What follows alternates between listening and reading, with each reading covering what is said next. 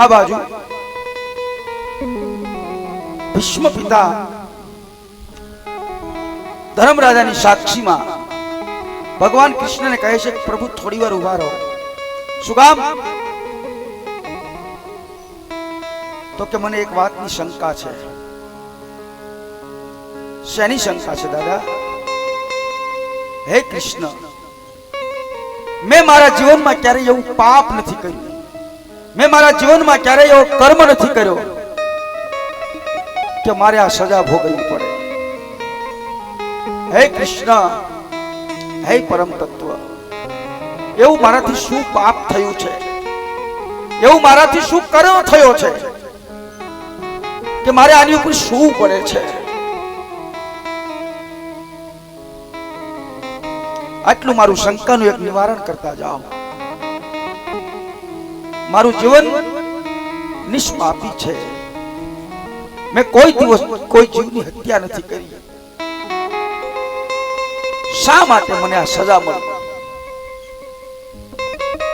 મારું મન પણ પવિત્ર છે, મેં મનથી પણ કોઈ દી કૃષ્ણ પાપ નથી કર્યું, છતાં મને આ સજા શા માટે મળી છે? મારા શરીરની એક એક ઇન્દ્રિયો શુદ્ધ છે, છતાં મને આ બાણ શયાની ઉપર શા માટે સુવડાવવામાં આવ્યો છે?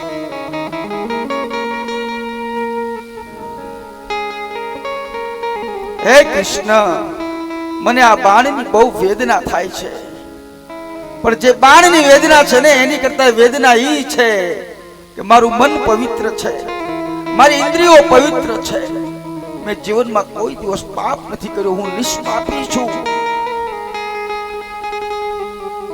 પણ આ બાણની સયા ઉપર જે સૂતો છું ને એ જે દુઃખ મને થાય છે ને એની કરતા જાજુ દુઃખ તો એ થાય છે કે હું આટલું જીવો એમાં મેં એવું કયું પાપ કર્યું? હે પ્રભુ, તમે મને આ સજા કરી. પ્રભુ, મારી શંકાનું સમાધાન કરતા જાઓ. સાહેબ, મહાભારતનો ભીષ્મ જેથી રડતો હશે ભગવાન કૃષ્ણની સામે કેવું દ્રશ્ય હશે?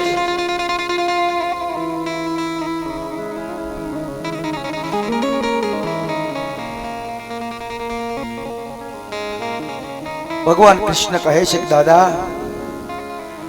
આપે કોઈ દિવસ પાપ નથી કર્યું એ વાત સાચી છે, પણ હે દાદા,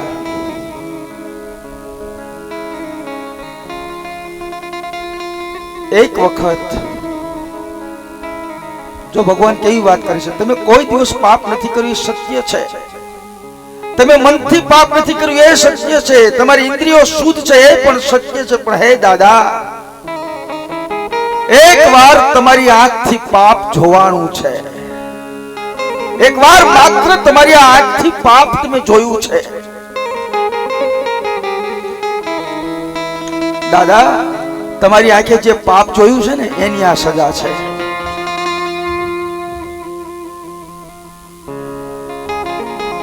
બીજો પાપ કરે અને તમે એના સાક્ષી બનો તો ભોગવવાની તૈયારી રાખવાની. સાહેબ, કોઈ બીજો પાપ કરે અને તમે જોયું હોય અને એમાં સત્ય ના બોલી શકો તો ભોગવવાની તૈયારી રાખવાની. વાત એટલી છે સાહેબ, બીજી કાંઈ નથી. દાદા, તમને કઈ યાદ આવે છે? જે નિષ્પાપી હોય માણસ એને શું કોઈ દિવસ પાપ યાદ આવે ખરું? દાદા, તમે પાપ નથી કર્યું, પણ એક સમયની વાત છે જ્યારે દુષ્ટ દુર્યોધન મારી દ્રૌપદીના ચીર લૂંટતો હતો.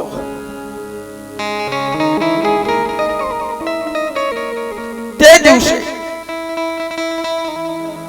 પાંડવોએ મારી દ્રૌપદીને દાવમાં મૂકી હતી અને પાંડવો ચોપાટબાજીમાં હારી ગયા અને તેથી મારી દ્રૌપદીને સભા વચ્ચે લાવી અને દુર્યોધન મહેનત કરે છે નિવસ્ત્ર બનાવવા માટે. દ્રૌપદીને ભરોસો હતો કે આ સભામાંથી કોઈ કઈ ન કે તો કઈ નહીં, પણ ભીષ્મ દાદા તો ચોક્કસ કહે છે, કરવા દે, આ અધર્મ કરી રહ્યો છે તું.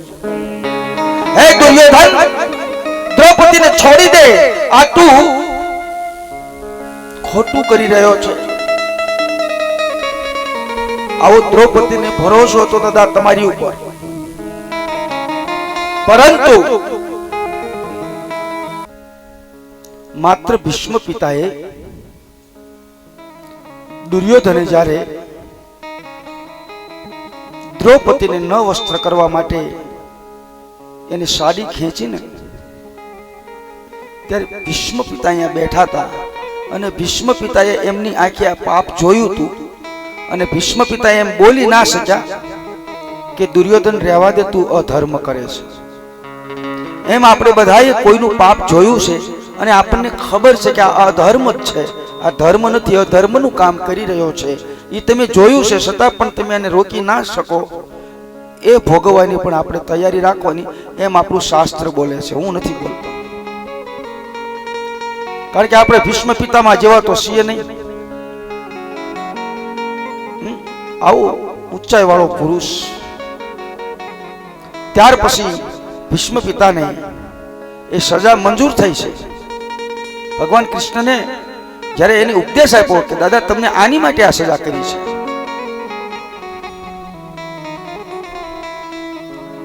કારણ કે ભગવાનને તમે આપો ને એ તમને આપે છે, બસ આ જ હિસાબ છે. આને તમે જો કર્મની ગતિ જેવી છે, અમુક કર્મનો સિદ્ધાંતો એવા હોય છે. ભગવાન કૃષ્ણને જ્યારે આંગળીએ વાગ્યું ને ત્યારે અષ્ટપટરાણી ત્યાં ઊભી છે અને બધા ભગવાન કૃષ્ણને આંગળીએ વાગ્યું એટલે પાટો ગોતવા માટે જાય છે.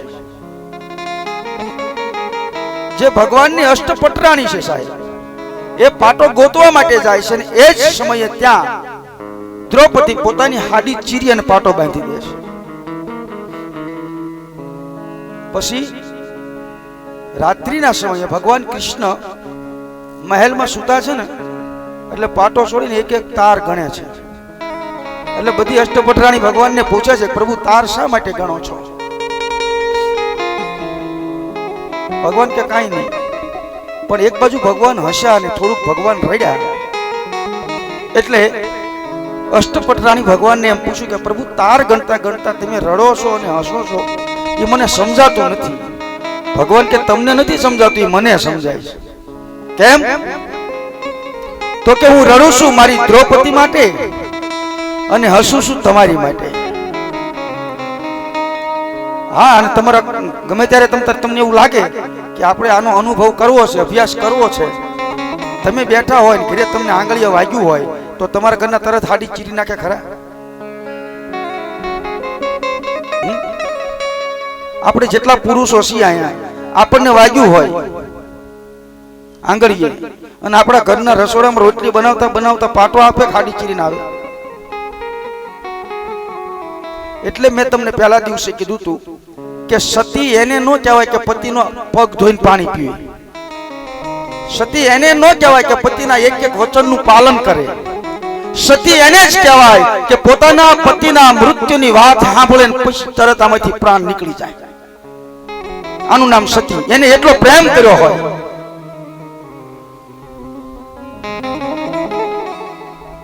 આ જે સત્યુના નામ લેવાના છે ને એના લેવાના છે.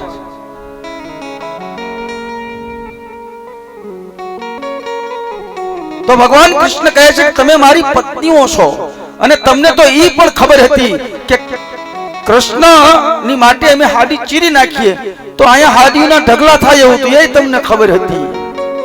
છતાં તમે તમારી હાડી ચીરી નહીં અને પાટો ગોતવા માટે ગયા. અને દ્રૌપદીને તો એ ખબર હતી કે હાડી ચીરા પછી બીજી વખત મળશે કે નહીં મળે, છતાં એને મને પાટો બાંધી દીધો છે. તો હિસાબ ભગવાને રાખ્યો છે સાહેબ.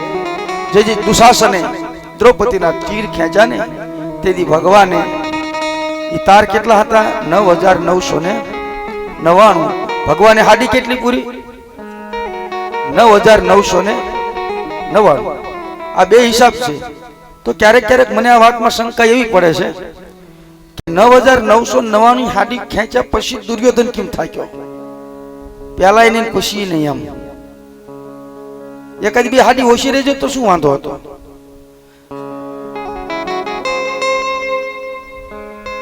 આ કર્મનો હિસાબ છે સાહેબ, ત્યાં જ થાક લાગે છે.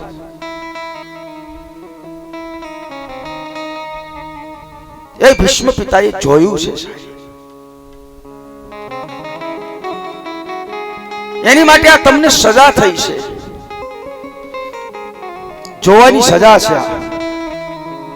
તો જોવાની આટલી સજા હશે તો જેને માણ્યું છે એની કેટલી સજા થતી હશે? આ તો અત્યારે આપણને મજા આવે છે, જયારે હિસાબ દેવાનો થાય છે ત્યારે જ ખબર પડશે સાહેબ.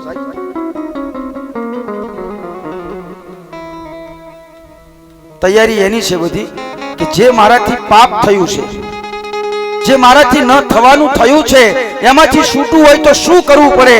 એટલે સવારનો તમારી હારે રાડું નાખું છું કે એમાંથી છૂટવા માટે તમારા જેટલા પાપ થયા છે તમારા હાથે, એમાંથી છૂટવા માટે કોઈ સદગુરુનો સહારો તમારે લેવો પડશે સાહેબ.